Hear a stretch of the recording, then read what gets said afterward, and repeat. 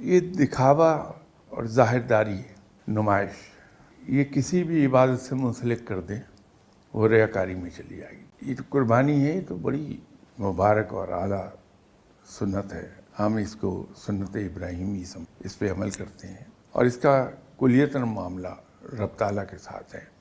کسی نے مولانا روم سے یہ پوچھا تھا کہ موسیقی حلال ہے یا حرام ہے، تو مولانا روم نے بڑا خوبصورت جواب دیا تھا.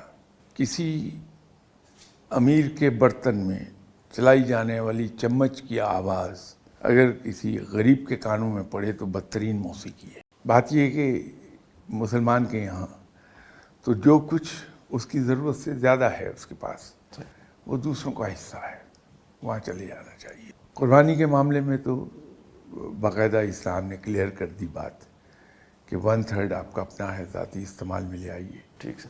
1/3 رشتہ داروں کا ہے اور تیسرا حصہ وہ دوسرے مسلمانوں کا ہے جو قربانی نہیں کر پا رہے. مسلمان کے لیے تو صفائی پاکیزگی نصف ایمان ہے.